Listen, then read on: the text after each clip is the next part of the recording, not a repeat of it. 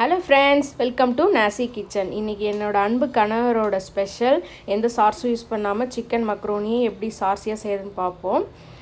அதுக்கு இன்றைக்கி ஒரு கப் மக்ரோனி அண்ட் ஒரு 3 தக்காளி மீடியம் சைஸ் தக்காளி கட் பண்ணி வச்சுருக்கேன். ஒரு வெங்காயமும் 5 பச்சை மிளகாவும் கட் பண்ணி வச்சுருக்கேன். அண்ட் ஒரு 100 கிராம் சிக்கன் நல்லா க்ளீன் பண்ணி வச்சுருக்கேன். கூடவே ஒரு லெக் பீஸ் எடுத்திருக்கேன். அண்ட் ஒரு அரை டேபிள் ஸ்பூன் கரம் மசாலா, ஒரு டேபிள் ஸ்பூன் தனி மிளகாத்தூள், ஒரு பிரியாணி இலை, ஒரு கடல்பாசி அண்ட் ஒரு அரை டேபிள் ஸ்பூன் சிக்கன் மசாலா. வாங்க பார்ப்போம்.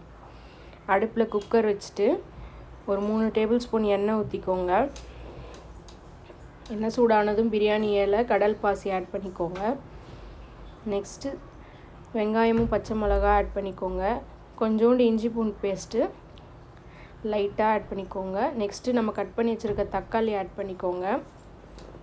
நெக்ஸ்ட்டு கரம் மசாலா, தனி மிளகாத்தூள் காரத்துக்கு ஏற்ப அண்ட் சிக்கன் மசாலா நல்லா வதக்கி விடுங்க. பச்சை வாசனை போகட்டும். இப்போது சிக்கன் ஆட் பண்ணிக்கலாம். சிக்கனை நல்லா பரட்டி விடுங்க. நம்ம இன்றைக்கி எந்த சார்ஸும் யூஸ் பண்ண போகிறதில்ல.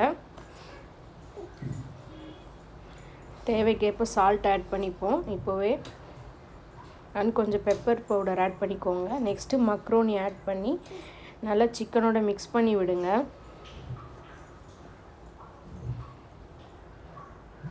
நெக்ஸ்ட்டு 1 கப் மக்ரோனிக்கு 3 கப் தண்ணி ஊற்றிக்கோங்க.